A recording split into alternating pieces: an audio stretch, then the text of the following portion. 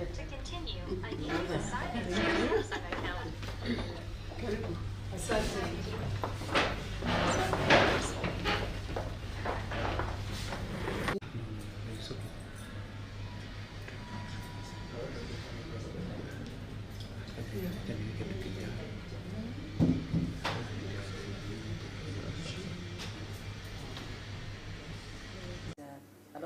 A lot has been going on.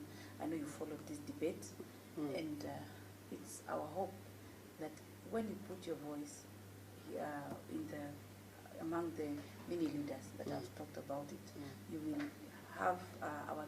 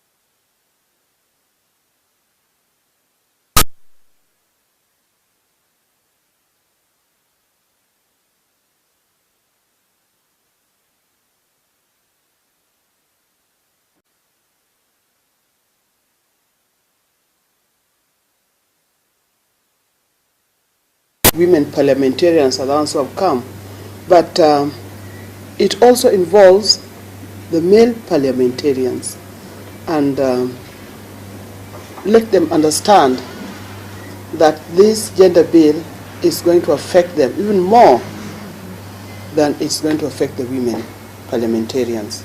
It is a Kenyan issue, because when you look at the area, the other countries in the region, most of these our neighbors, they've implemented this. They have it. Now, if you compare us with our neighbors, probably it is good to boast about ourselves. We are the best economically. When you look at the number of women who have achieved high education, we are better off. When you look at the women professionals, we are better than. But it's only one area where we fail, and that is when it comes to leadership, and then the distribution of the leadership, how it is done in this country. So we can't afford to lag behind all the time. It is very important that we are at par with others, if not better, and I believe we can be better. So this gender rule is one thing that is going to bring us up to be at par with other countries in the region. Take Uganda, Tanzania, South Africa, Rwanda. We got to up our act. We cannot be lagging behind all the time.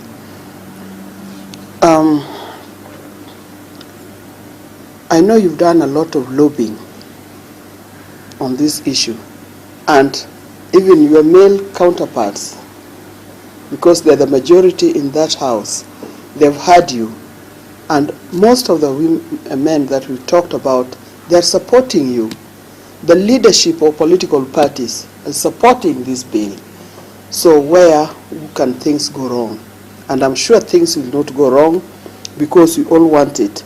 This bill is going to enable appointment not just in Parliament and in Senate and in MCAs, but it's going to bring about leadership in all sectors of the society. We must look at administrative sectors, we look at the police, look at even the army. Women can do it. So we want to see appointment in all sectors of the society. It is true that women, number of women in leadership is lagging behind, and this is because of some very cultural issues, social issues, and historical issues. When we take historical, I think there was only one girls' school in the district. The rest of the schools were boys' schools. That means that there were few women turning up to school because even the opportunity to go to school was limited. But now the opportunity is open. So we have more women who are getting equal education just as men. And you go to the same classes, whether you're in university or other high school or primary school, you do the same exams. Women pass just as well as men.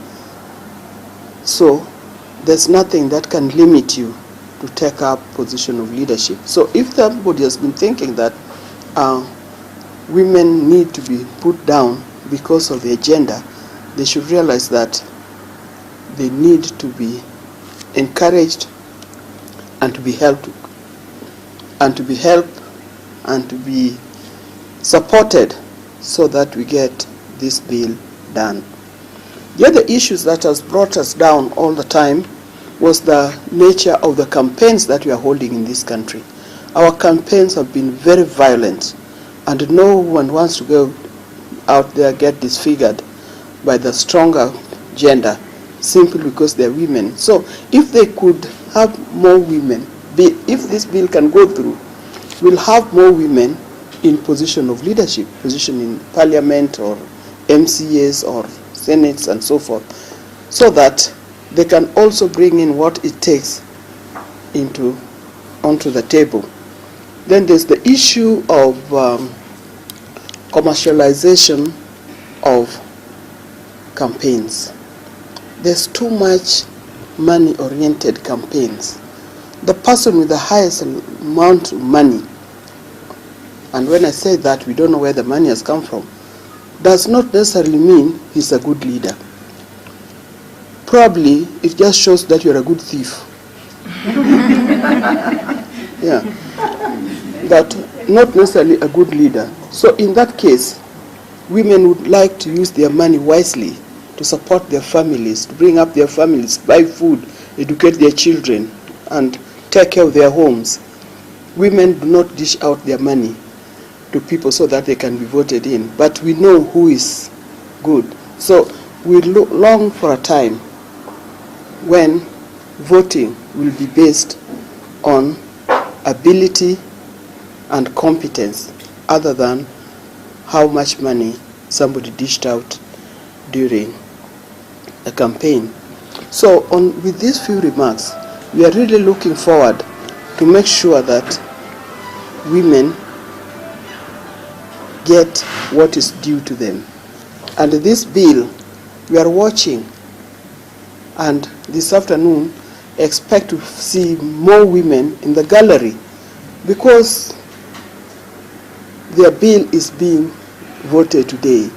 It will not only be in the gallery, those of us who will not be closer to Parliament, we are watching on the television. It will be televised live, and we want to see everybody's watching how her member of Parliament is going to vote this afternoon. So let them be warned or be informed that we are watching, and everyone will be watching her member of Parliament, how he's going to vote. And we appeal to them, vote for this bill. This bill is so important that if you don't vote for it, the repercussions are grievous. because it can lead to dissolution of parliament, and then people go back to elections. What is more expensive, for people to go back for elections, or for you to pass this bill so that the gender parity is achieved? So we leave it to them, but we hope, I think we've done a lot of lobbying. We hope that this bill is going to go through. And you ladies, be assured you've done a good job, and your job speaks for itself. If we could have more of you doing this job, Kenya will be different. All these problems that we are having, problems of corruption in high places in government, allowance for being single mothers, not single men, but single mothers should be given extra allowance to take care of those children. It is not the other way around. And if there's way of nominating them, those are the people who need that empowerment. Thank you. Thank you, Mama. That went right down to the vote. That has worked very well, and today, like you said, 60% of the voters are women. But now we've come... Poverty wears the face of a woman. When you talk of poverty, but you see the women, they suffer more because they're the ones who take care of the families, they take care of the children. Men can easily take off. It is important that women come in position of leadership to elevate the standard of living of everybody in this nation.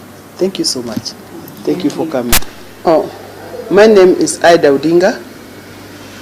I am a resident of Nairobi, and today is a very important day for the people of Kenya, and particularly for the women. I have just been visited by some women from Parliament, members of Parliament, women members of Parliament, and we've talked about issues that affect women in general, and in particular we talked about the issues of gender bill that is coming this afternoon. We know that there's going to be voting for gender bill to be passed this afternoon. It is very important that this bill goes through, not just to women, but to the people of Kenya, because gender issue is not issue of women, it is issue of the people of Kenya. Every gender wants to be empowered. Every gender needs to work together with others so as to bring about the development in this country, but also to raise the standard of living of families. Now, I know it has been twisted so much to make it appear as if it is a women issue, but it's not. And the women parliamentarians have been lobbying the male parliamentarians. I know some of them are adamant, but most of them think that it is high time that this bill goes through. There were other bills that were there. There was judiciary bill, it has gone through. There was this devolution, it went through. The only bill that is left is this one. And it is dragging us behind as a country. Kenya, I know, compared to other countries in the area, we are advanced in many ways. Economically, we are advanced. When you look at the sector of education, we are advanced. Sector of health, we are advanced. The only sector where we fail is this ones of leadership. And when we talk of leadership, we are not only talking about parliamentarians, senators, and MCAs, but all other sectors of leadership. So, we've done a good job. We've lobbied enough. This afternoon, all the women of Kenya, wherever they be, I'm appealing to them either to watch the debate on television channels or radio channels, or those who are in Nairobi are able to go to Parliament, go to the gallery and check how your member of Parliament is going to vote. One question that has come up. The male counterparts in the Parliament are crying over whether the sustainability of the wage bill can manage for the salaries if more women are introduced in the Parliament. Do you think the government, from the coffers, can manage the sustainability Yeah, of the they're saying that it will cost more money, that it costs 1 point something billion. How much money are we losing through corruption and filtration of money in this country? We lose billions, not just 1 billion that this bill will attract. In any case, money should not be the issue. What we need is leadership, quality leadership. That's what we want. What is the point of having mediocrity and losing a lot of money than having few quality products to have and to spend money on? I think that should not be the case. I know there's also another issue that I heard male parliamentarians campaigning about. They were talking about the criteria of nominating whoever will be nominated. That can be debated upon, can be legislated upon, and we can form criteria of nomination. It doesn't mean that when nomination comes, then there will be male nominating.